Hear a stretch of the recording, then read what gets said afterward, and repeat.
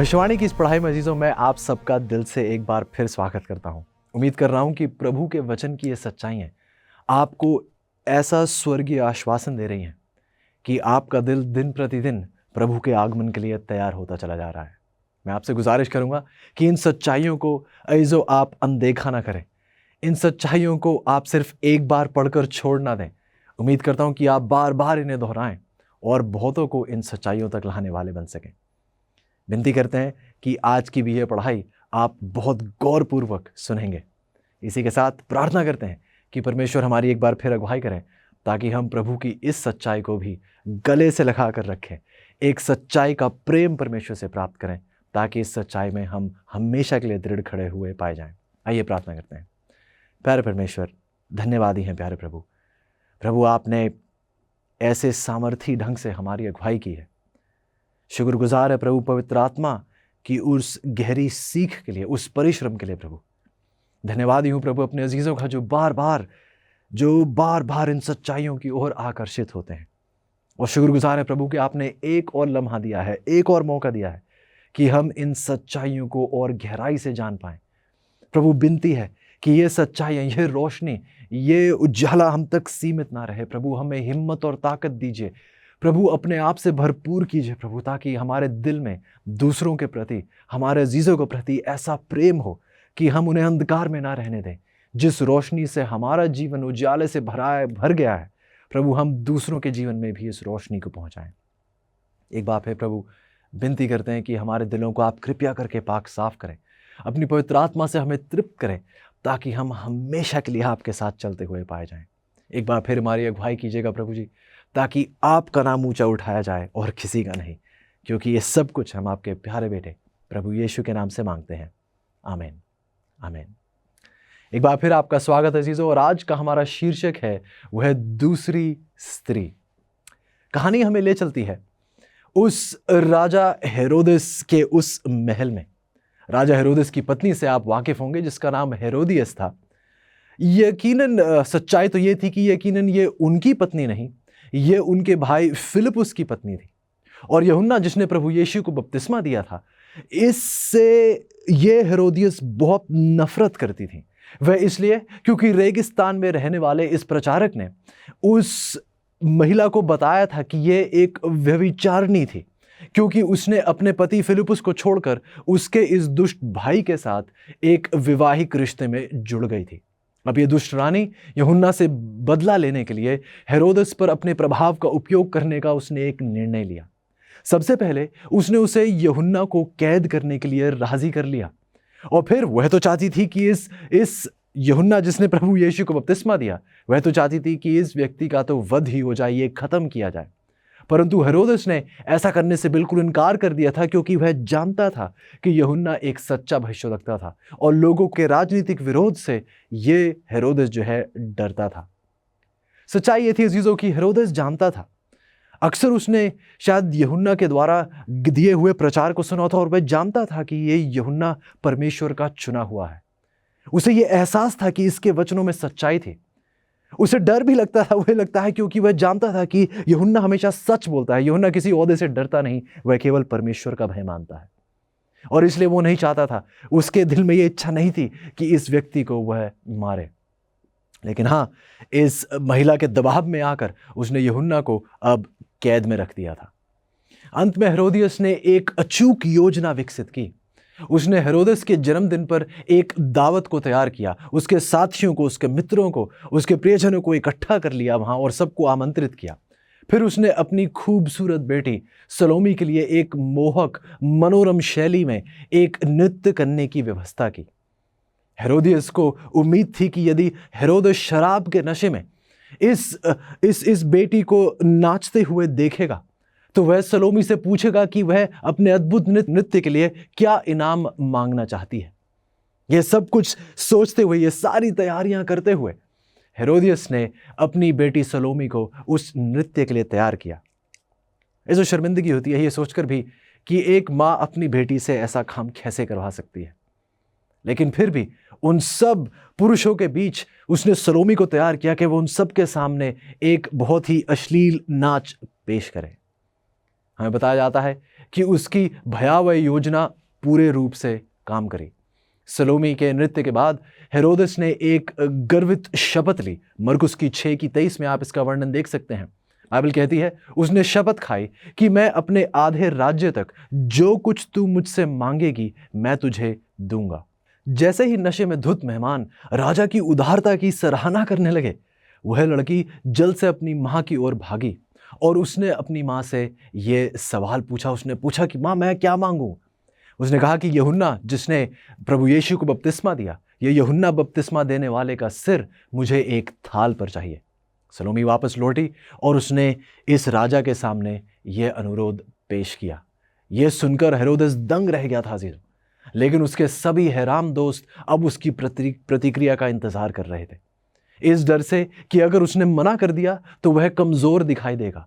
घमंड को गले लगाते हुए, ना कि सच्चाई को, ईमानदारी को, उसने घमंड को गले लगाते हुए आदेश दिया और उसी दिन जेल में शक्तिशाली भविष्यद्वक्ता यूहन्ना का सिर काट दिया गया।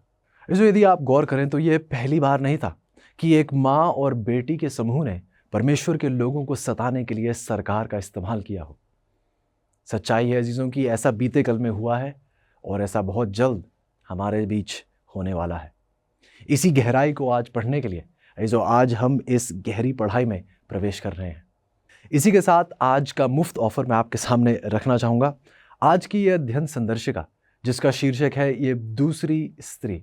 अजीजों यदि आप अपने स्क्रीन पर देखें तो एक फ़ोन नंबर वहाँ लिखा हुआ है। यदि आप अभी कॉल करें तो ये अध्ययन संदर्शिका आप तक निःशुल्क पहुँचा दी जाएगी। आप वेबसाइट के माध्यम से भी इस ऑफर को प्राप्त कर सकते हैं और एक बार फिर मुफ्त ये संदर्शिका आप तक भेजी जाएगी। अजीजों गुजारिश मेरी वही है जो मैं बार बार आपसे दरख्वास्त कर रहा हूँ कि आप इस सच्चाई को कृपया करके दूसरों के साथ बांटिएगा। परमेश्वर बहुत जल्द आ रहे हैं और वह चाहते हैं कि हम सब सच्चाई से तृप्त होकर बहुतों को इस सच्चाई को देने वाले बन पाएं। इसी के साथ आज का हमारा पहला सवाल पूछा जाता है, पुराने नियम में परमेश्वर के लोगों को माँ और बेटी की किस अन्य जोड़ी ने सताया? बाइबल हमें बताती है पहले राजा की 18:13 में कि इजबेल यहोवा के नबियों को घात करती थी। जो पुराने नियम में इजबेल और उसकी बेटी अथल्या इस्राएल और यहूदा के उत्तरी और दक्षिण राज्यों को हिंसक रूप से नियंत्रित करने और परमेश्वर के लोगों पर मूर्ति पूजा करने के लिए एक दबाव डालती थी और ये देखा जाता था। हम देखते हैं दूसरे राजा की 11:1 में कि जब अहज्या की माता अतल्या ने देखा कि मेरा पुत्र मर गया, तब उसने पूरे राजवंश को नाश कर डाला।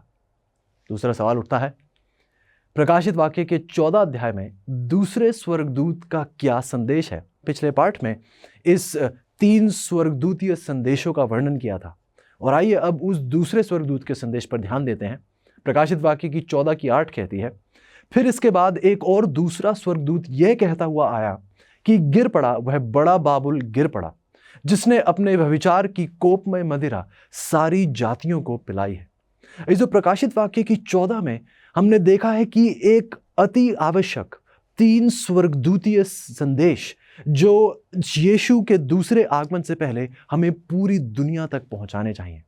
इस पाठ में हम उस संदेश के दूसरे बिंदु को देखेंगे, उस दूसरे संदेश को देखेंगे। यदि आप बाइबल में देखें अजीजों तो बाबुल पर परमेश्वर का दोष इसलिए दिया गया क्योंकि उसने अपनी मादक दाख मधु से सब जातियों को मतवाला कर दिया है।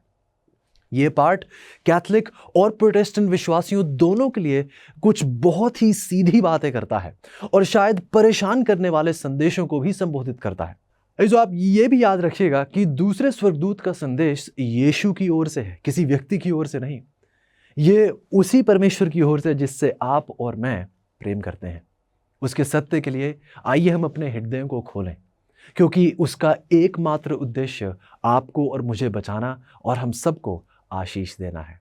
आइए जब हम इस पढ़ाई में आगे बढ़ें तो आइए चीज़ों जो सच्चाइयाँ हमारे सामने पेश की जाती हैं, आइए हम उन्हें अनदेखा ना करें, बल्कि इन सच्चाइयों पर अपने कदम और दृढ़ रूप से प्रभु के साथ हम आगे बढ़ाते हुए पाए जाएं। अगला सवाल उठता है चीज़ों कि प्रकाशित वाक्य के 17 अध्याय में परमेश्वर बाबुल का प्रतिनिधित्व कैसे करते हैं? प्रकाशित वाक्य की 17 में परमेश्वर बाबुल का प्रतिनिधित्व कैसे करते हैं? बाइबल बताती है प्रकाशित वाक्य की 17:18 में कि वह स्त्री जिसे तूने देखा है वह बड़ा नगर है जो पृथ्वी के राजाओं पर राज करता है। इस बाइबल की भविष्यवाणी में एक महिला एक कलीसिया का प्रतीक है, यह हम पहले भी देख चुके हैं। एक शुद्ध स्त्री प्रकाशित वाक्य की 12 में वर्णित परमेश्वर की सच्ची कलीसिया का प्रतिनिधित्व करती है, जिसकी गहराई में हमने देखा सूर्य से वह ढकी हुई है, चंद्रमा उसके पैरों तले है, उसके सर पर 12 तारों का मुकुट है। उसके विषय में हम देख चुके हैं। हम निश्चित हो सकते हैं अजीजों फिर कि यह स्त्री फिर कौन सी स्त्री है? यह वो दूसरी स्त्री है। हम देखते हैं प्रकाशित वाक्य की 12 में परमेश्वर अपनी कलीसिया को एक स्त्री के तौर पर पेश करते हैं, और हम देखते हैं कि परमेश्वर की स्त्री उस प्राकृतिक रोशनी से ढकी हुई है।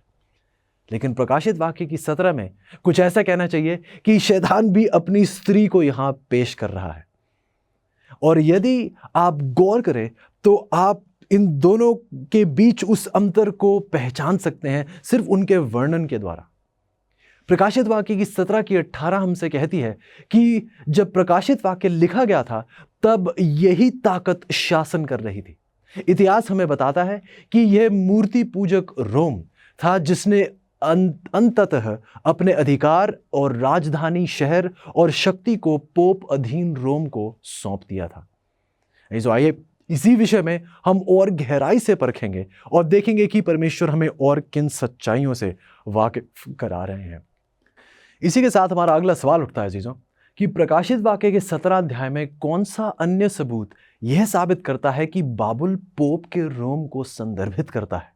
आइए गहराई से देखते हैं कि प्रकाशित वाक्य की 17 में हमें और क्या सबूत दिए जाते हैं जो यह बताते हैं कि बाबुल पोप के रोम को संदर्भित कर रहा है। पहली सच्चाई हमें तीसरे पद में दिखाई देती है कि यह ताकत एक ईश निंदा की दोषी है। ईश निंदा की दोषी है। यह शब्द सुनिएगा अजीजों। ऐसे हम पढ़ते हैं फेरारिस एक्लीसियास्टिकल डिक्शनरी में से कि पोप इतनी महान गरिमा का और इतना उच्च व्यक्ति है कि वह केवल मनुष्य नहीं है लेकिन जैसे परमेश्वर और परमेश्वर का प्रतिस्थानिक है, जिसका मतलब कि वह अपने आप को परमेश्वर की जगह पर मानता है। वह मानता है कि वह परमेश्वर की जगह पर खड़ा है, कि वह स्वयं परमेश्वर है, वह मनुष्य नहीं लेकिन जैसे परमेश्वर हो वह परमेश्वर की जगह पर खड़ा है। अब इसे गौर कीजिएगा, हमें बताया जा रहा है कि पोप यह मानता है कि वह परमेश्वर की जगह पर है। यदि आप इसे ईश निंदा नहीं मानते तो फिर और किसे ईश निंदा कहा जाता है अजीजों? आगे देखते हैं हम। दूसरी पहचान यह दी जाती है कि चौथे पद में बताया जाता है कि उसने बैंगनी और गहरे लाल रंग के कपड़े पहने हैं। इसके बारे में हम और गहराई से देखेंगे। चौथी आयत आगे यह भी बताती है कि सोने और बहुमूल्य मणियों और मोतियों से यह सजी हुई यह स्त्री है। और भी देखिएगा, उसे मां कहा जाता है। देखिएगा जीजों, यह तस्वीर जो है सेंट जॉन लैट्रन चर्च जो इटली में है, जो एक माता कलीसिया जिसे कहा जाता है हर कलीसिया की, बल्कि उसी चर्च पर यह लिखा हुआ है कि पवित्र लैट्रन शहर और दुनिया के सभी कलीसियाओं की मुखिया और मां है। इसे वो मां कलीसिया, वो माता कलीसिया कहा जाता है कि सारी कलीसियाएं पृथ्वी की इसी माता कलीसिया के हक में आती हैं। इसलिए 5वीं आयत कहती है कि उसे मां कहा जाता है। हम ये भी देखते हैं 5वीं आयत में कि उसके पास कसबी बेटियां हैं जो पतित हैं। उसके पास, क्योंकि ये वैश्याओं की माता उसे कहा जाता है, बताया जाता है कि उसकी ये वैश्या, उसकी कसबी बेटियां भी हैं जो पतित हैं। पहचान चिन्ह भी बताता है कि 6ठी आयत में कि उसने संतों को सताया है और उन्हें मार डाला है। यह सच्चाई है अजीजों।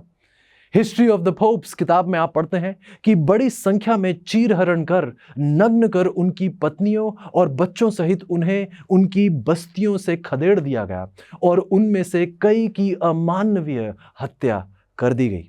जी हाँ अजीजों, एक ऐसा दौर था जिन्हें अंधकार का युग कहा जाता है, जहां बहुत मसीही लोगों पर अत्याचार हुआ, बहुतों को, लाखों की संख्या में लोगों को मारा गया इस रोमी कलीसिया के द्वारा। 9वें पद हमें बताता है कि वह स्त्री 7 पहाड़ों पर बैठी है। इसमें बताया जाता है कि रोम की स्थापना 753 ईसा पूर्व में हुई और इसे ये 7 पहाड़ियों पर हुई थी। आप सोच रहे होंगे कि 7 पहाड़ियों का नाम कहां से? ये 7 पहाड़ियां, ये नाम पुराने शहर को घेरे हुए क्वेरिनल, विमिनल, एस्क्विलाइन और कावेलियन, एवेंटीन और पैलेटीन पहाड़ियों का वर्णन करने के लिए सदियों से इस्तेमाल किया जा रहा नाम है। बाइबल स्पष्ट जानकारी हमें दे रही है जिससे हम इस ताकत का पहचान कर सकें। यह स्त्री 18वीं आयत कहती है, यह स्त्री पृथ्वी के राजाओं पर राज्य करती है। यदि आप गौर करें तो यह पोप अधीन रोम हर विवरण में सटीक बैठता है। इसका मुख्यालय रोम में है, 7 पहाड़ियों का शहर इसे कहा जाता है। बैंजनी रंग जो है ये कार्डिनल्स का, ये जो पोपी जो रोमी कलीसिया के जो कार्डिनल्स हैं, जो उनके याजक गण हैं, ये उनके वस्त्र का रंग है। और पोप अक्सर महत्वपूर्ण कार्यों में बैंजनी रंग का शाही रंग पहनते हैं। और रोमन कलीसिया स्वतंत्र रूप से स्वीकार करती है चीजों की मध्य युग के दौरान, जिन्हें अंधकार का युग भी कहा जाता है, जिनके विषय में हम कल पढ़ रहे थे, जो 538 से लेकर 1798 तक का 1260 वर्षों का जो दौर था, ये वही दौर था जब कैथोलिक कलीसिया के द्वारा उसने संतों को सताया और पृथ्वी के राजाओं पर शासन किया। जो हम आगे भी देखते हैं कि परमेश्वर का प्रतीकवाद पूरी तरह से सटीक बैठ रहा है। एक गिरती हुई, एक पतित, ये मात्र कलीसिया जिसे माता कहा जाता है, जिसकी पतित बेटियों ने विरोध किया और इस तरह प्रोटेस्टेंट कहलाने लगी। मार्टिन लूथर के द्वारा ये विरोध जो है शुरू हुआ और ये प्रोटेस्टेंट कलीसियाएं उससे अलग तो हो गई थीं, लेकिन जैसे father James A O Brien का इस प्रमाण पर यदि आप ध्यान दें तो आप सुनेंगे उनके शब्द हमें क्या बताते हैं। वह कहते हैं कि ये शनिवार के बजाय रविवार के पालन में इस कलीसिया जिसे मां कहा जाता है, इस कलीसिया की याद दिलाती है जिसे गैर कैथोलिक संप्रदाय उससे अलग हो गए थे।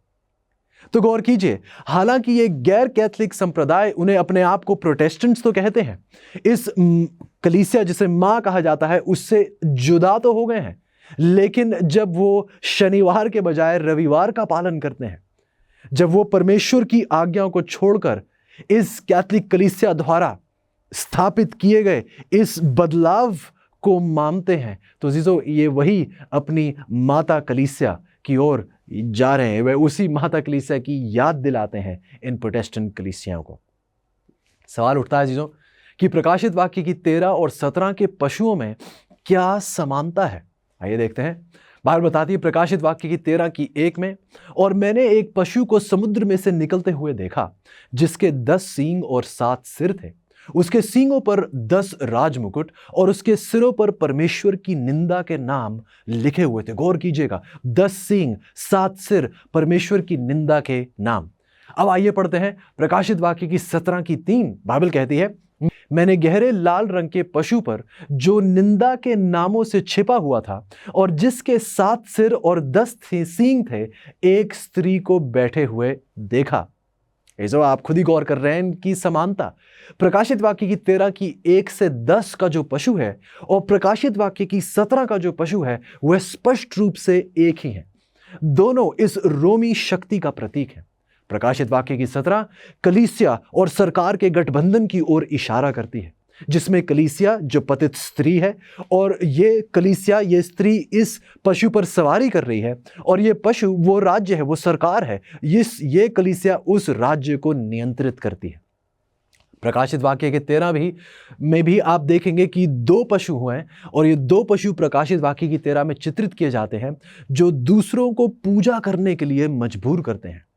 पहला पशु वही शक्ति है जो प्रकाशित वाक्य की 17 में वर्णित वैश्याओं की माता के समान है, और यह पाठ अजीजों शीघ्र ही अभी आप देखेंगे थोड़ी ही देर में उस दूसरे पशु, प्रकाशित वाक्य की 13 में जो दूसरा पशु है उसकी पहचान भी अभी आपके सामने परमेश्वर के अनुग्रह से पेश की जाएगी। अगला सवाल उठता है कि बाबुल शब्द का अर्थ और उसकी उत्पत्ति क्या है। भला इस झूठी कलीसिया को बाबुल का दर्जा, बाबुल का नाम क्यों दिया जा रहा है? इस शब्द का अर्थ क्या है और इसकी उत्पत्ति क्या है? बाइबल जवाब देती है अजीजों। उत्पत्ति की 11 की 4 और 7 में लिखा है, फिर उन्होंने कहा, आओ हम एक नगर और एक गुम्मट बना लें जिसकी चोटी आकाश से बातें करे। और यहोवा ने कहा, हम उतर कर उनकी भाषा में बड़ी गड़बड़ी डालें।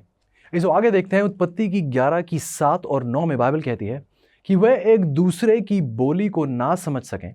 इस कारण उस नगर का नाम बाबुल पड़ा, क्योंकि सारी पृथ्वी की भाषा में जो गड़बड़ी है, जो उलझन है, सो यहोवा ने वहीं डाली। ये शब्द बाबेल या बाबुल, दोनों का अर्थ यही उलझन या गड़बड़ी है। यह नाम बाबेल के गुम्मट से उत्पन्न हुआ, जिसे बाढ़ के बाद विद्रोही मूर्ति पूजकों द्वारा बनाया गया था। वह इसे इतना ऊंचा बनाने की आशा रखते थे कि भविष्य में कोई भी बाढ़ का पानी इसे ढक ना सके। हालांकि परमेश्वर ने वायदा दिया था कि पृथ्वी को दोबारा कभी भी एक बाढ़ से, एक जल प्रलय से उजाड़ा नहीं जाएगा। वह इसे इतना ऊंचा बनाने की कोशिश में थे कि यदि परमेश्वर ने कभी अपना मन बदल लिया और एक बार फिर एक बाढ़ आई तो हम इस पर चढ़कर बच सकेंगे। लेकिन परमेश्वर ने उनकी भाषाओं को उलझा दिया। हमने देखा परमेश्वर ने आकर उनकी भाषा में एक गड़बड़ी लाए, जिससे ऐसी अराजकता पैदा हुई कि परियोजना को छोड़ दिया गया और सब वहां से अलग हो गए, क्योंकि वह एक दूसरे की भाषा समझ ही नहीं पा रहे थे। बाबुल बाद में एक मूर्ति पूजक विश्व राज्य के रूप में उभरा, जिसने परमेश्वर के लोगों को सताया। प्रकाशित वाक्य की पुस्तक में बाबुल शब्द एक नकली धार्मिक राज्य को दर्शाता है जीजों, जो परमेश्वर के आत्मिक इस्राएल का शत्रु है। सवाल उठता है, लोगों से बाबुल छोड़ने के लिए आग्रह करने में परमेश्वर बाबुल का कैसे वर्णन करते हैं? गौर से सुनिएगा। प्रकाशित वाक्य की 18:2 में बाइबल कहती है, उसने ऊंचे शब्द से पुकार कर कहा कि गिर गया, बड़ा बाबुल गिर गया है। देखिए, इन शब्दों से बाबुल का वर्णन किया जाता है कि बाबुल गिर गया है, और गौर से सुनिए, यह दुष्ट आत्माओं का निवास हो गया। बाइबल आगे बताती है प्रकाशित वाक्य की 18:2 और 4 में, और हर एक अशुद्ध आत्मा का अड्डा, हे मेरे लोगों, उसमें से निकल आओ कि तुम उसके पापों में भागी ना हो और उसकी विपत्तियों में से कोई तुम पर आ ना पड़े। जो परमेश्वर कहते हैं कि बाबुल गिर पड़ा है और शैतानों और दुष्ट आत्माओं का घर बन गया है।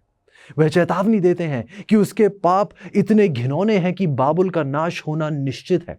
परमेश्वर के लोगों को जल्द ही जल्द उससे बाहर आ जाना चाहिए, नहीं तो बाबुल की विपत्तियों के साथ वह भी नष्ट हो जाएंगे। आइए हम परमेश्वर की पुकार सुने।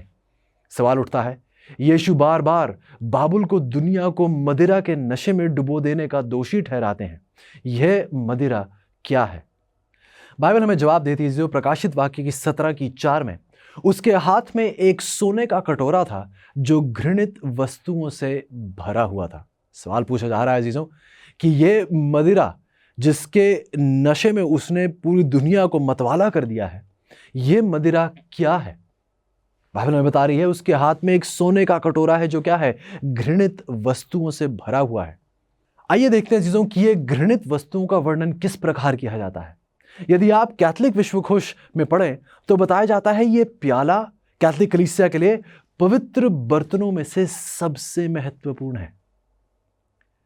यदि आप गौर करें तो परमेश्वर ने जो जानकारी हमें दी है वो पूर्ण रूप से सटीक है और कलीसिया स्वयं स्वीकारती है इन बातों को, और देखा जाता है। और अगर आप हर अंक दर अंक अगर आप परखें तो आप देखेंगे कि जो परमेश्वर ने अपने वचन में सत्य हमें हमारे सामने समर्पित किया है, ऐसो हम देखेंगे कि यह पूर्ण रूप से सच्चा है और विश्वास योग्य है। उदाहरण के तौर पर कैथोलिक कलीसिया मानती है कि 10 आज्ञाएं अनिवार्य नहीं है, कि ये जरूरी नहीं है, ये आज लागू नहीं होती हैं। सच्चाई तो यह है अजीजों कि बाकी हर आज्ञा से हम सब सहमत हैं, बाकी हर आज्ञा सुनना हमें अच्छा लगता है। सिर्फ एक आज्ञा से परेशानी होती है और वो है चौथी आज्ञा, जो 7वें दिन को, उस पवित्र दिन को ऊंचा उठाती है। यदि आप कलीसिया से कहें, यदि आप किसी मसीह से कहें कि यदि 10 आज्ञाएं अब अनिवार्य नहीं है, अब जरूरी नहीं है, अभी लागू नहीं होती, जिसका मतलब यह हो कि आज खून करना अच्छी बात है, आज व्यभिचार करना अच्छी बात है, लेकिन आप कहेंगे कि नहीं, ऐसा बिल्कुल भी नहीं है। परमेश्वर की आज्ञा कहती है कि हमें खून नहीं करना चाहिए। अजीजों, उन्हीं 10 आज्ञाओं में परमेश्वर यह भी कहते हैं कि मेरे उस 7वें दिन को पवित्र मानना, स्मरण रखना, उसे भूलना नहीं। आइए आगे यह भी माना जाता है कलीसिया के द्वारा कि रविवार की पवित्रता, रविवार को पवित्रता दी जाती है। कलीसिया भी मानती है कि गुप्त रूप से स्वर्ग ले जाया जाएगा। यह बाइबल की सच्चाई बिल्कुल ही नहीं है अजीजों। यह भी माना जाता है कि आत्मा की अमरता, तो कलीसिया अजीजों आत्मा की अमरता का वर्णन करती है, और आपने और मैंने गहराई से इन बातों को परखा है कि जो बाइबल बता रही है वो जो कलीसिया मानती है उससे बिल्कुल अलग है। वह ये भी मानते हैं कि नर्क में अनंत पीड़ा है।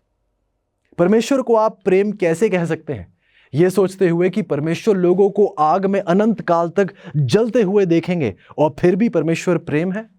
ये सच्चाई नहीं है, बाइबल ऐसा नहीं सिखाती है। कलीसिया भी मानती है कि लोग याजक के सम्मुख आकर अपने पापों का अंगीकार कर सकते हैं और इस पृथ्वी पर रहने वाले मनुष्य एक याजक के पास यह ताकत है कि वह दूसरों के पापों को माफ कर सके। बल्कि सच्चाई यह है अजीजों कि कैथोलिक कलीसिया यह भी मानती है कि यदि एक कैथोलिक याजक आपके पापों को माफ करने से इनकार कर दे तो परमेश्वर को उस याजक की आज्ञा का पालन करना पड़ेगा। यदि यह ईश निंदा नहीं है तो क्या है? यह मानना शुरू कर दिया जाए कि एक मनुष्य के पास इतनी ताकत है कि परमेश्वर को उसके प्रति अधीन होना पड़ेगा, यह परमेश्वर की निंदा है। कलीसिया भी मानती है इस नकली बपतिस्मे का, जहां छोटे बच्चों को बपतिस्मा दिया जाता है। जो बपतिस्मा एक व्यक्ति के बाद एक व्यक्ति के द्वारा लिया गया वो निर्णय है कि वह अपना जीवन संपूर्ण रूप से परमेश्वर को समर्पित कर रहा है, वह परमेश्वर के साथ एक वैवाहिक संबंध में जुड़ रहा है। एक नवजात शिशु को क्या ज्ञान है प्रभु यीशु का?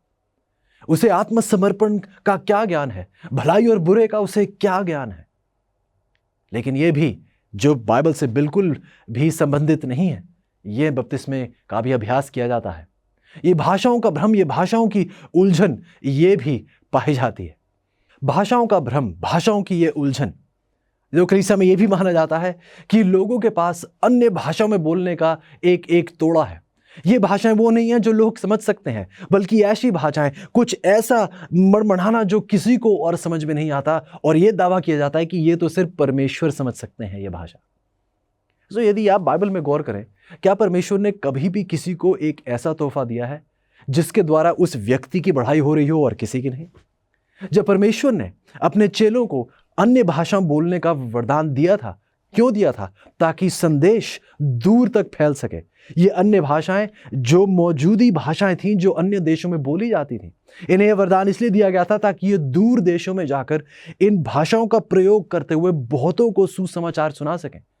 लेकिन यह दावा करने लगना कि हम एक ऐसी भाषा बोल रहे हैं जो केवल परमेश्वर समझ सकते हैं और कोई नहीं, इससे किसकी बढ़ाई हो रही है? उस व्यक्ति की। किसी और का इससे उद्धार नहीं हो रहा है, किसी और की बढ़ाई इससे आगे नहीं हो रही है।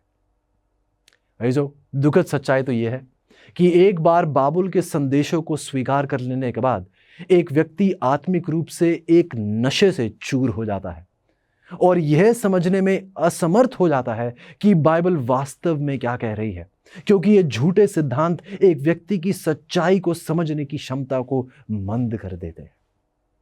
जो परमेश्वर पुकार रहे हैं अपने लोगों को कि वह बाबुल से निकल आए। हमारे टूटे हुए संसार के लिए क्या प्रभु की योजना जानना चाहते हैं? जैसे हम बाइबल की भविष्यवाणी देखते हैं, आप अपनी सबसे बड़ी चुनौतियों के लिए भरोसेमंद हल प्राप्त करना चाहते हैं। प्रोत्साहित करने वाली और प्रकाशन देने वाली amazing facts Bible study guide Bible पर आधारित 27 टॉपिकल लेसन्स प्रदान करती हैं, जिसमें सुंदर ग्राफिक्स और स्पष्ट उत्तर दिए गए हैं, जिसे समझना बहुत ही आसान है। हर बाइबल स्टडी गाइड आपको व्यवहारिक उत्तर की ओर लेकर जाती है, आपके जीवन के सबसे महत्वपूर्ण सवालों के लिए। मैं कैसे तंदुरुस्त संबंध पा सकता हूँ, यीशु मसीह फिर से कब और कैसे आएंगे, और भी बहुत कुछ। अपने भविष्य को अवसर पर मत छोड़िए, सत्य से अपने जीवन को बदल दीजिए। Amazing facts Bible study guide के द्वारा ये उपलब्ध हैं इंग्लिश, हिंदी, तमिल और तेलुगु भाषा में। तो इंतजार मत कीजिए, अपने स्टडी गाइड का पूरा सेट ऑर्डर कीजिए और विजिट कीजिए bookstore.aftv.in पर। सवाल उठता है, अंतिम समय में पशु का समर्थन कौन सी शक्ति करती है? तैयार हो जाइए अजीजों, अब हम उस दूसरे पशु की ओर अपना ध्यान लेकर जा रहे हैं जो प्रकाशित वाक्य के 13 में पाया जाता है। प्रकाशित वाक्य 13 की 11 कहती है, फिर मैंने एक और पशु को पृथ्वी में से निकलते हुए देखा। उसके मेमने में के से 2 सींग थे और वह अजगर की नाई बोलता था। जो प्रकाशित वाक्य की 13 की 12 में लिखा है, और यह उस पहले पशु का सारा अधिकार उसके सामने काम में लाता था और पृथ्वी और उसके रहने वालों से उस पहले पशु की, जिसका प्राण घातक घाव अच्छा हो गया था, पूजा कराता था। जो जहां भी आप बैठे हैं गौर से सुनिएगा और शायद आप यकीन ना करें, लेकिन प्रकाशित वाक्य की 13 का यह दूसरा पशु संयुक्त राज्य अमेरिका का प्रतीक है। इस सबूत पर, परमेश्वर के सबूत पर आइए हम गौर करते हैं। पहला सबूत हमें दिया जाता है, परमेश्वर बताते हैं किस समय यह उदय हुआ था। परमेश्वर ने इस शक्ति का वर्णन इस प्रकार किया है। यदि आप प्रकाशित वाक्य को संदर्भीय रूप से पढ़ें तो परमेश्वर इस शक्ति का वर्णन इस प्रकार करते हैं कि यह लगभग उस समय उठ खड़ी हुई, ये ताकत, ये देश, ये शक्ति उस समय उठ खड़ी हुई जब पहला पशु बंधुआई में जाता है और अपना घातक घाव प्राप्त करता है। आपको याद होगा कि ये पहला पशु जो रोमी कलीसिया को दर्शाता है, इसका वो 1260 वर्षों का ये दौर जिसमें उसका दबदबा था इस दुनिया पर, वह 538 ईस्वी से लेके 1798 तक का था। उस समय संयुक्त राष्ट्र का उदय हुआ था अजीजों, जब पोप तंत्र की शक्ति टूट गई थी। यदि आप गौर करें तो अमेरिका ने 1776 में अपनी स्वतंत्रता की घोषणा की थी और 1787 में संविधान को मतदान दिया था। 1791 में अधिकारों के विधेयक को अपनाया था और 1798 में स्पष्ट रूप से एक विश्व शक्ति के रूप में उन्होंने मान्यता प्राप्त की थी। तो हम देखते हैं अजीजों किस प्रकार 1798 में, जिस दौर में, जिस साल में कैथलिक कलीसिया का ये दबदबा, ये जो उनकी ताकत थी इस दुनिया के ऊपर, जब वो बंधुआई में गए, एक तरीके से वो प्राण घातक घाव उस पर पड़ा, जब उसकी शासक ताकत का अंत हुआ, हम देखते हैं कि उसी दौरान, उसी सन में हम देखते हैं कि ये राज्य जो है अब उभर रहा था और 1798 में ये स्पष्ट रूप से एक विश्व शक्ति के रूप में इसे मान्यता भी प्राप्त हुई। गौर कीजिएगा, बाइबल हमें यह भी बताती है कि ये शक्ति को यूहन्ना ने कहां से उठते हुए देखा? पृथ्वी से उठते हुए देखा। आपने हमारे साथ पहले गौर किया होगा कि पहले जब हम अध्ययन कर रहे थे, हमने देखा कि जल जिसमें से अधिकांश राज्य, जो ये पशु जो थे उत्पन्न हो रहे थे, ये उस घनी आबादी वाले क्षेत्र का प्रतिनिधित्व करते हैं। प्रकाशित वाक्य की 17 की 15 इसकी पुष्टि करती है। लेकिन पृथ्वी जो है उसके विपरीत का प्रतिनिधित्व करती है। यदि जल जो है घनी आबादी वाले क्षेत्रों का प्रतिनिधित्व करते हैं तो पृथ्वी उसके विपरीत का प्रतिनिधित्व करती है। संयुक्त राज्य अमेरिका इस बिंदु पर पूरी तरह से सटीक बैठता है। क्यों? क्योंकि वह बहुत कम आबादी वाले महाद्वीप पर स्थापित किया गया था। जल घनी आबादी, पृथ्वी कम आबादी, और अमेरिका ऐसे ही महाद्वीप पर स्थापित किया गया था। अगला पहचान चिन्ह हमें बताता है कि उसके मेमने के से 2 सींग थे। जो भविष्यवाणी में एक मेमना यीशु का प्रतिनिधित्व करता है, और यदि आप गौर करें तो ये राज्य एक मेमने का सा है, लेकिन फिर बाइबल कहती है कि इसके 2 सींग हैं। गौर से सुनिएगा, ये 2 बड़े सींग यदि आप गौर करेंगे, और अमेरिका की शुरुआती दौर में जब आप गौर करेंगे, जब इसकी स्थापना हो रही थी, ये 2 बड़े सींग प्रोटेस्टेंट सिद्धांतों का प्रतिनिधित्व करते हैं अजीजों, जिन पर अमेरिका की नागरिक और धार्मिक स्वतंत्रता स्थापित हुई थी। संस्थापक जो इसके पिता थे वह धार्मिक और राजनीतिक उत्पीड़न से बचने के लिए यूरोप से भाग गए थे। उन्होंने नागरिक और धार्मिक स्वतंत्रता के सिद्धांतों के आधार पर, ये 2 बड़े सींग नागरिक और धार्मिक स्वतंत्रता के आधार पर एक समाज की स्थापना की थी। बिना राजा की एक सरकार, बिना पोप का एक धर्म। इसी के साथ जो हमारा अगला सवाल पूछा जाता है, भविष्यवाणी के अनुसार अमेरिका में क्या उग्र बदलाव होगा? गौर से सुनिए, यह राज्य की शुरुआत कैसे होती है अजीजों? एक मेमने के तौर पर। एक मेमना जो ये मानता है कि राज्य, सरकार और कलीसिया ये कभी भी एकजुट नहीं होने चाहिए, कभी भी एक ताकत दोबारा नहीं बनने चाहिए, जैसा उस मध्य दौर में हुआ था, जैसे उस अंधकार के युग में हुआ था। लेकिन आगे बाइबल बताती है कि फिर यह राज्य जो है, प्रकाशित वाक्य की 13 की 11 में बताया जाता है कि फिर वह अजगर की नाई बोलता था। ऐसो एक अजगर के रूप में बोलने का मतलब है कि यह संयुक्त राज्य अमेरिका शैतान के प्रभाव में कलीसिया और राज्य को अलग करने के अपने मूल प्रोटेस्टेंट सिद्धांतों को उलट देगा। आप बहुत अच्छे से वाकिफ हैं कि एक अजगर शैतान का प्रतीक है बाइबल में, यह हम पहले भी पढ़ चुके हैं प्रकाशित वाक्य की 12 से। और अब बताया जाता है कि यह मेमना जो प्रभु यीशु का प्रतिनिधित्व करता है, यह राज्य उस मेमने के स्वभाव, उस मेमने के सिद्धांतों के साथ शुरू होता है। कलीसिया अपनी जगह रहेगी, सरकार अपनी जगह रहेगी, दोबारा एकजुट नहीं होंगे जैसा उस अंधकार के युग में हुआ। लेकिन बाइबल कहती है कि यह राज्य आगे बढ़कर एक अजगर की नाई बोलना शुरू कर देगा, जिसका मतलब यह शैतान के प्रभाव में है। कलीसिया और राज्य एक बार फिर एकजुट किए जाएंगे। जो सिद्धांतों पर यह राज्य स्थापित था, बहुत जल्द अजीजों आप और मैं देखेंगे कि यह सिद्धांत अब उलट दिए जाएंगे। ये लोगों के विश्वास के विपरीत उन्हें पूजा करने के लिए मजबूर करेंगे और धार्मिक कानूनों को स्थापित किया जाएगा। और इसी के साथ साथ आर्थिक प्रतिबंध भी लगाए जाएंगे ताकि जिनके पास वो पशु की छाप नहीं है वो खरीद और बेच नहीं सकेंगे। अंत में यदि आप प्रकाशित वाक्य की 17 की 15 पढ़ें, यदि आप प्रकाशित वाक्य की 13 में आगे पढ़ें, तो अंत में एक मृत्यु दंड भी सुनाया जाता है उनके विरुद्ध जो पशु की आज्ञा का पालन नहीं कर रहे हैं। ऐसो एक राष्ट्र अपने कानूनों या वैधानिक निकाय के माध्यम से बोलता है, और हम देखेंगे बहुत जल्द किस प्रकार यह राज्य अपने कानूनों के द्वारा ऐसे कानून स्थापित करेगा जो आपको और मुझे पूर्ण रूप से अचंभित कर देंगे। बाइबल बताती है प्रकाशित वाक्य की 13 की 14 में, वह पृथ्वी के रहने वालों से कहता है कि जिस पशु के तलवार लगी थी वह जी गया है, उसकी मूरत बनाओ। जिस पशु के तलवार लगी थी वह जी गया है, उसकी मूरत बनाओ। एक अजगर के रूप में बोलना, हम देखते हैं एक शैतान के प्रभाव में बोलना है।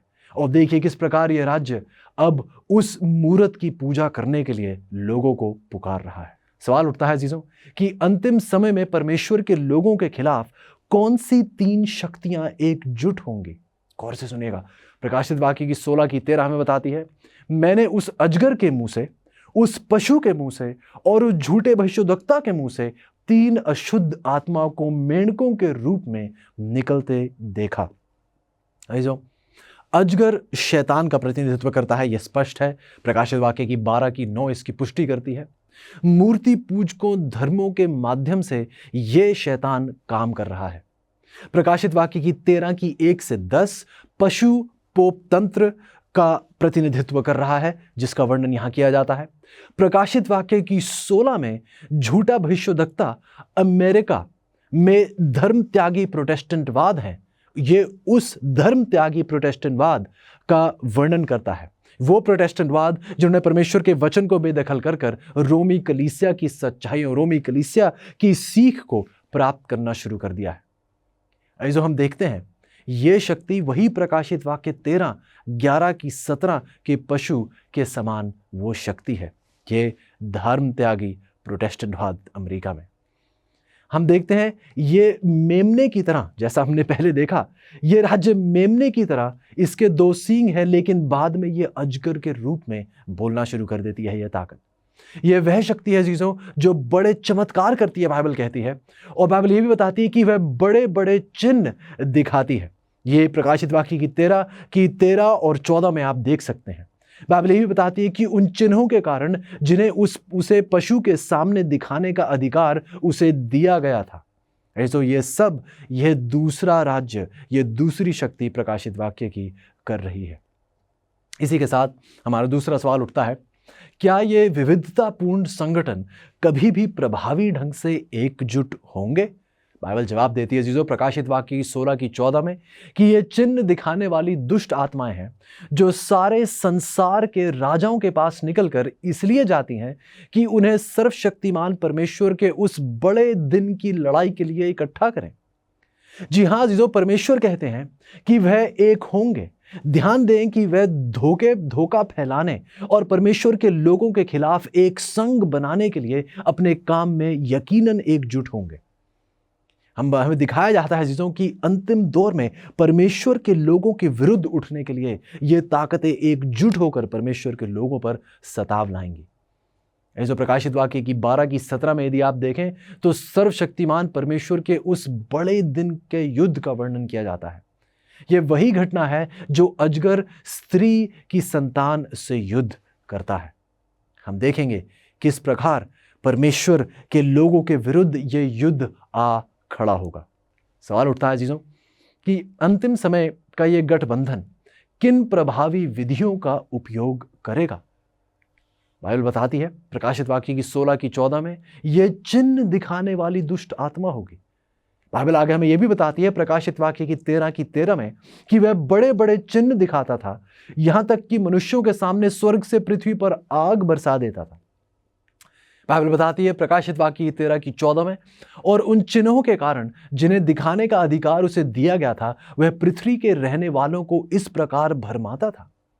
तो यदि आप गौर करें तो बाइबल बार बार बता रही है कि अंतिम समय का यह गठबंधन शैतानों की आत्माओं द्वारा शक्तिशाली चमत्कार करेगा और लगभग पूरी दुनिया घायल हो जाएगी। प्रकाशित वाक्य की 13 की 3 इस बात की पुष्टि करती है, पूरी की लगभग पूरी दुनिया धोखा खा जाएगी अजीजों।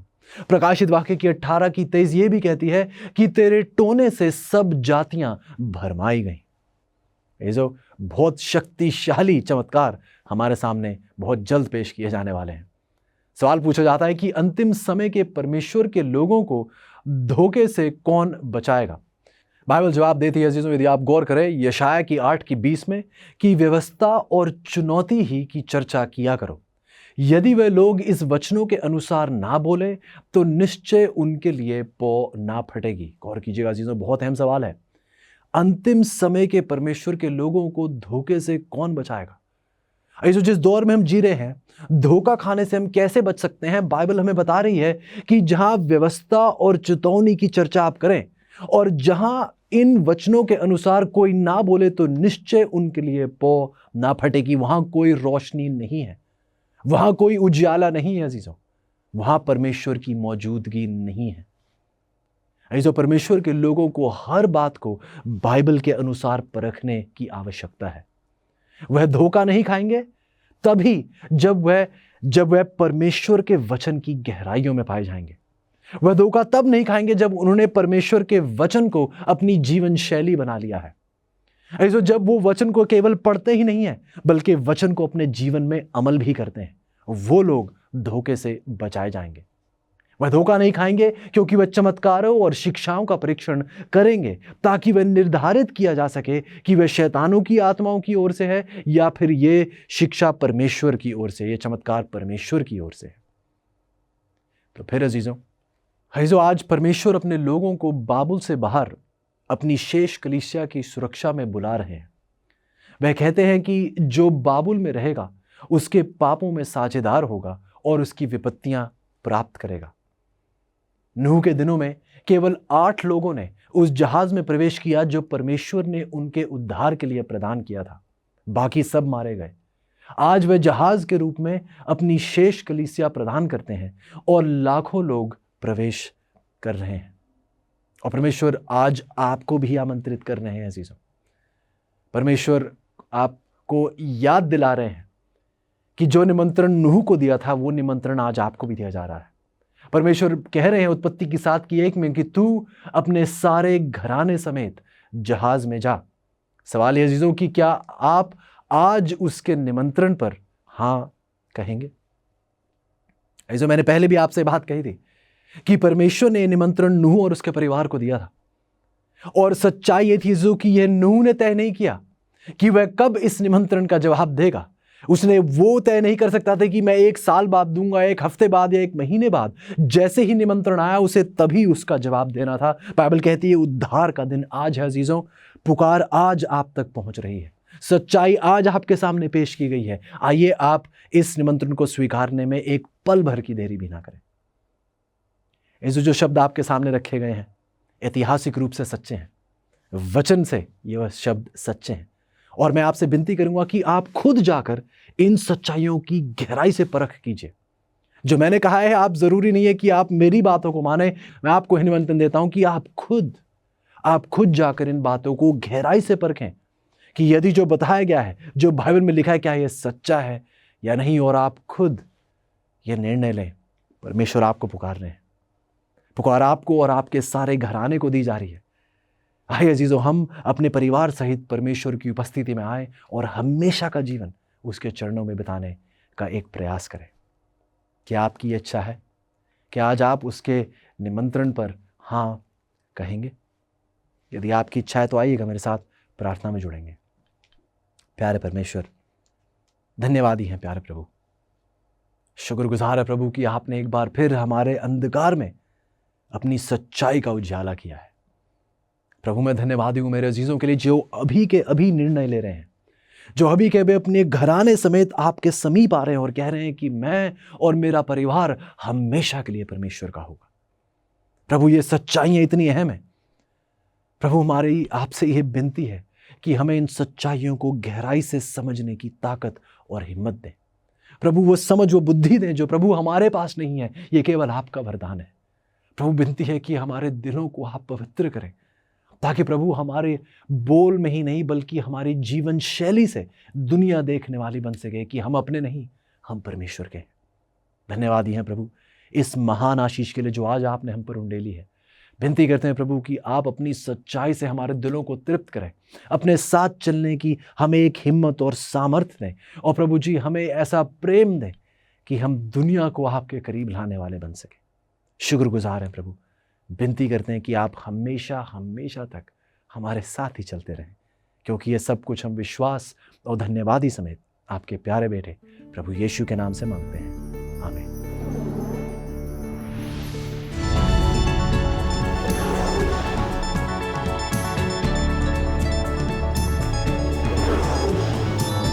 तो संसार में सबसे महान ज्योति कौन सी है?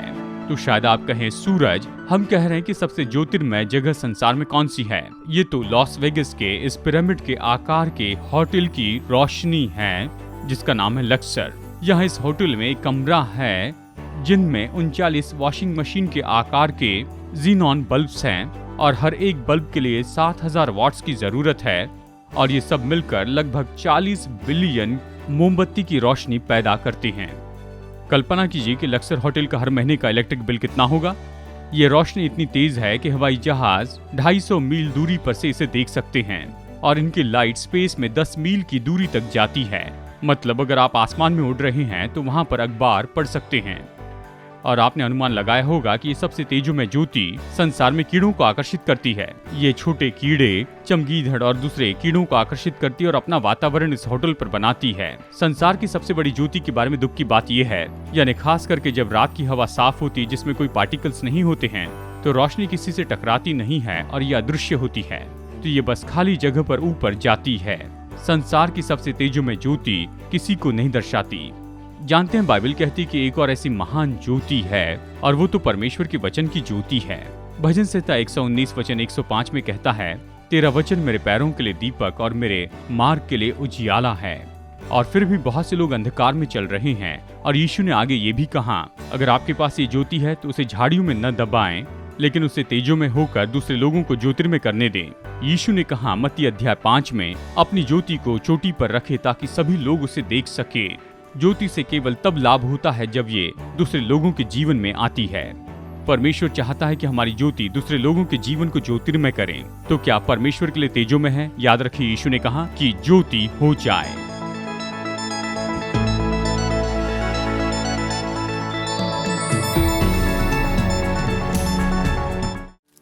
पेड़ सुंदर होते हैं, और क्या यह आश्चर्यजनक नहीं है कि पेड़ बनाने के लिए आवश्यक सब कुछ एक छोटे से बीज के अंदर पाया जा सकता है।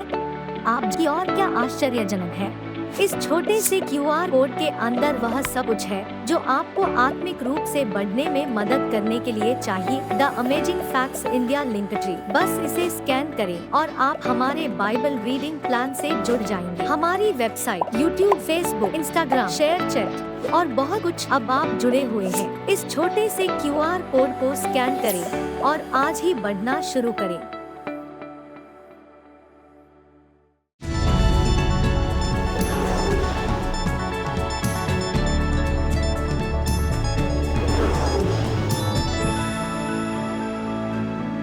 मैं यहाँ पर सुंदर टापू के देश फिजी में हूँ, जो कि अद्भुत जानवरों से भरा है। बहुत सी हरियाली है और बहुत उत्तम सीनरी है। यहाँ पर के लोग तो दुनिया में सबसे बेहतर हैं, लेकिन यह हमेशा ऐसे नहीं था। एक समय से नरभक्षी टापू के रूप में जाना जाता था। फिजी योद्धा साउथ पैसिफिक में सबसे बड़े योद्धा थे और उनसे बहुत लोग डरते थे। अभी आप अनुमान लगा सकते हैं कि क्यों इस हथियार का वो उपयोग करते थे कि अपने शत्रु की गर्दन को तोड़ दे। और मिशनरी को मार कर खाने के पहले वो एक दूसरे से युद्ध करते थे और एक दूसरे को खाते थे। अगर आप इस टापू के अलग अलग टूरिस्ट लोकेशन पर जाएं तो वो उनके कांटे के ऐसे रीमेक आपको देंगे जिससे मनुष्य का दिमाग खाया जाता था। सच में एक जनजाति के मुखिया थे, रैटू उड्रे, जो 1800 की सदी में थे। Guinness book of world record में उनका नाम है कि उन्होंने बहुत से लोगों को खाया। वो किसी भी मनुष्य को खाने के बाद में एक पत्थर यहाँ पर फेंकते थे। जिंदगी के अंत में बहुत से पत्थरों का ढेर उन्होंने लगाया। अनुमान लगाया जाता है कि उन्होंने लगभग 900 मनुष्यों को खाया। मेरे प्रभु, जानते हैं फिजी के लोग ही ऐसे नहीं जो कि पहले नरभक्षी हुआ करते थे, लेकिन बाइबल ये कहती है कि हम सब लोग इस योग्य हैं कि हम नरभक्षी हो जाएं। गलातियों 5:15 कहता है, पर यदि तुम एक दूसरे को दांत से काटते और फाड़ खाते हो, इसका मतलब है पीठ पीछे बोलने से लोगों का हम अपमान करते हैं। एक विख्यात मिशनरी पैटिक, जब वह ऐसे ही नरभक्षी टापू पर जा रहे थे, उनके परिवार और दोस्तों ने कहा कि मत जाइए, नहीं तो तुम्हें खा लिया जाएगा। उन्होंने कहा इससे कोई फर्क नहीं पड़ता कि मेरे मरने के बाद मुझे कीड़े खाए या नरभक्षी लोग मुझे खाए, जब तक कि मैं प्रभु की इच्छा में बने रहूं। और वह ऐसे नरभक्षी टापू पर गए और बहुत से लोगों को मसीह के पास लाए और बुढ़ापे में दीर्घायु में मरे। प्राचीन नरभक्षी विचारधारा ये है, जब आप किसी शत्रु को मारते हैं, उससे खत्म करते हैं, तो हम अपने अंदर उनकी आत्मिक ताकतों को और सामर्थ्य को पाते हैं। लेकिन ये झूठ है। लेकिन इस तरह के नरभक्षी होने के बारे में वचन में बताया है। बिल्कुल सही। यीशु ने यूहन्ना अध्याय 6:53 में कहा, जब तक तुम मेरा मांस न खाओ और लहू न पियो, तुम में कोई जीवन नहीं है। ऐसा करने के लिए हथियारों की जरूरत नहीं, आपको बस उसका वचन पढ़ना है और उसके जीवन के बारे में सीखें और विश्वास से उसे अपना प्रभु स्वीकार करें और आप नया दिल पाएंगे और नई सृष्टि बनेंगे। आप अभी इसे कर सकते हैं।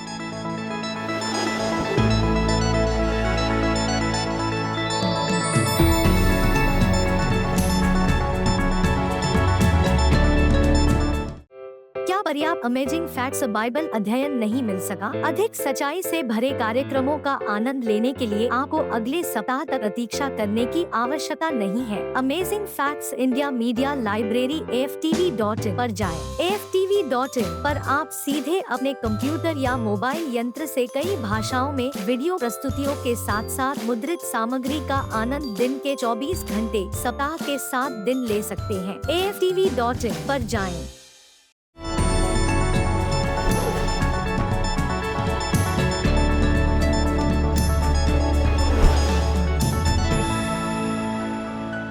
हाय दोस्तों, ये आधुनिक झंडे जिन्हें हम देखते हैं, जो कैपिटल बिल्डिंग के ऊपर हैं, पेट्रियाटिक होम के सामने हैं, ये तो उस समय से है जब से युद्ध लड़े गए थे युद्ध करने वाले देशों में। ये बहुत ही सुंदर और बहुत ही अद्भुत आकार के साथ बनाए गए युद्ध भूमि में ऊंचाई पर रहते थे, ताकि युद्ध करने वाले लोग चाहे धुआं हो या फिर गड़बड़ी हो, फिर भी वो ये जान सके कि उनकी सेना तराई में कहाँ है और वो कहाँ पर लड़ रहे हैं। अगर आप अपने शत्रु के झंडे को जीत लेते हैं तो ये बड़े आदर की बात होती थी, और वहीं से ये खेल आया है जिसका नाम है कैप्चर द फ्लैग। युद्ध में बदलाव आते गए हैं। अब ये जो झंडे हैं, ये तो निश्चय ही अलग अलग देशों के बारे में और पहचान के बारे में बताने वाले हैं। आज संसार के अलग अलग देशों के जो झंडे हैं, ये तो बहुत ही अलग हैं और रंग बिरंगे हैं, और इनके हर एक आकार और रंगों का एक खास अर्थ होता है। इन्हें एक दूसरे से पहचानना बहुत आसान होता है।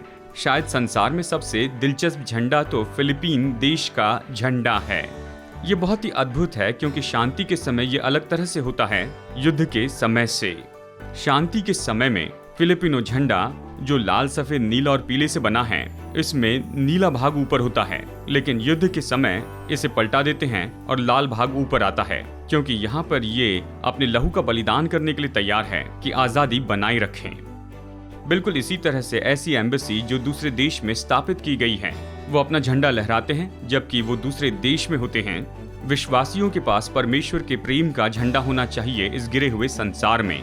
सुलेमान के श्रेष्ठ गीत अध्याय 2:4 में हम पढ़ सकते हैं, उसका झंडा जो मेरे ऊपर फहराता था वो प्रेम था। ये झंडा है जो मसीह लोगों को अद्भुत राज्य के रूप में बताता है इस संसार में। तो दोस्तों, बड़ा सवाल है कि आप अपना झंडा कैसे लहरा रहे हैं।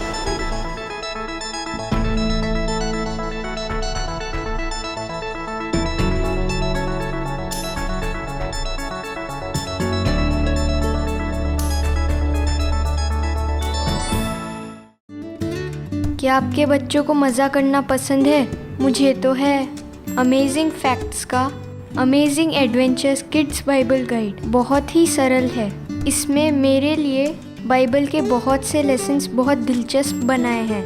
ये तो बहुत ही अलग अलग रंग के हैं, और इसी के साथ इसमें बहुत से पजल्स हैं, बहुत से क्विज भी हैं जिसे पढ़ने में मज़ा आता है, जैसे दानव को मारना, जान बचाने वाला जहाज़, समुंदर की यात्रा, कब्रिस्तान में सीटी बजाना। बाइबल के 10 पाठ हैं। मैंने इससे बहुत कुछ सीखा है। इससे मैंने साहस के बारे में बहुत कुछ सीखा है। मैंने इससे बहुत कुछ सीखा है। इससे ये केवल इंग्लिश में उपलब्ध है। आज ही अपने बच्चों के लिए अमेजिंग फैक्ट्स का ये पूरा सेट मंगाइए। हमसे संपर्क कीजिए।